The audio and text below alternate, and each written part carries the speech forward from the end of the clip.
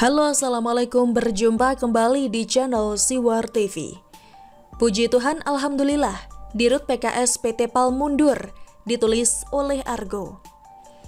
Puji Tuhan, Alhamdulillah, akhirnya orang PKS, Kuncoro Pinardi, yang dipaksa Prabowo Subianto agar diangkat menjadi Direktur Pemeliharaan dan Perbaikan PT PAL Indonesia Persero, akhirnya mundur dari jabatannya. Keputusan itu diambilnya setelah 5 hari mengemban jabatannya karena gempur sana-sini. Karena banyak pihak yang keberatan dan menyatakan ketidaksetujuannya terkait penunjukan Kuncoro yang merupakan orang PKS, kelompok yang mendukung radikalisme HTI dan FPI. Tentu saja kita semua patut bersyukur kepada Tuhan yang Maha Cerdas dengan berita gembira ini, karena yang namanya khilafahisme itu tidak ada tempatnya di bumi Pancasila ini. Sebelumnya, Menteri BUMN Erick Thohir merombak susunan direksi PT PAL Indonesia Persero. Erick Thohir mengganti 3 direktur BUMN Pertahanan dan Manufaktur itu. Pengganti direksi tertuang dalam surat keputusan Menteri BUMN nomor SK-123-MBU-04-2021 tentang pemberhentian, perubahan nomenklatur jabatan, dan pengangkatan anggota-anggota direksi perusahaan perseroan atau Persero PT PAL Indonesia Persero. Menteri BUMN memutuskan untuk memberhentikan Direktur Utama Budiman Soleh. Sebagai gantinya, Erick Thohir menunjuk Kaharudin Jenot Daeng Manyambeang. Selain itu, Kementerian BUMN juga mengubah nomenklatur jabatan direksi PT PAL Indonesia, jabatan Direktur Rekayasa Umum, Pemeliharaan dan Perbaikan menjadi Direktur Pemeliharaan dan Perbaikan.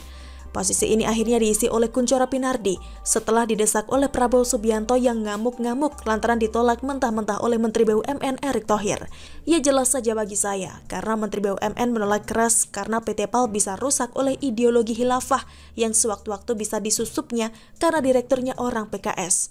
Kenapa PKS banyak dicaci, dibenci, ditolak, dan gak disukai oleh umat Islam? Padahal PKS adalah partai politik yang melandaskan nafas Islami dalam pergerakan-pergerakan politik mereka. Sebab laron-laron di Baskom juga tahu ideologi PKS itu merupakan ancaman yang serius bagi kedaulatan NKRI. Ideologi yang diusung PKS merupakan reinkarnasi dari Ikhwanul Muslimin dan berafiliasi secara ideologi keagamaan dengan Wahabi. Ideologi tersebut adalah ancaman yang sangat serius bagi kedaulatan NKRI yang berpedoman pada dasar negara Pancasila.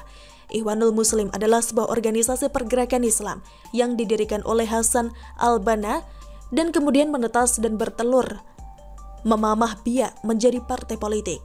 Bagi para penganut Ikhwanul Muslimin, dasar negara Pancasila yang dianut oleh NKRI adalah togut dan wajib hukumnya digantikan dengan khilafah Islamiyah.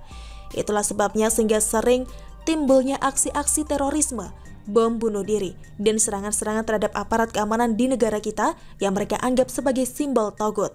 Tujuan besar kelompok Wahabi sudah jelas bau-baunya, yaitu menghilafahkan Indonesia dengan memancing sentimen etnis dan agama di Indonesia untuk menggiring ke arah sektarianisme dan perpecahan. Padahal mayoritas masyarakat Indonesia adalah Muslim Sunni yang mengikuti fikih Imam Syafi'i dan akidah Asy'ari. Karena mayoritas masyarakat Indonesia bermazhab Syafi'i, maka praktek keagamaan sangat bertolak belakang dan berbeda jauh dengan ajaran Wahabi di NKRI. Muslim Sunni memperlakukan orang yang telah wafat sesuai dengan ajaran Imam Syafi'i, seperti membaca tahlilan dan ziarah kubur. Mereka juga menghormati bulan Muharram dan memuliakan hari Asyura yang menandai syahidnya Imam Husain alaihissalam di Karbala.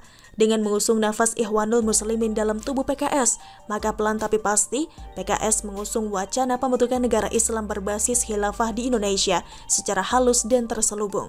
Untuk mewujudkan misi tersebut, mereka memanfaatkan pusat-pusat kegiatan publik, agama, pendidikan, dan politik, termasuk namun tak terbatas instansi-instansi pemerintah dan badan usaha milik negara.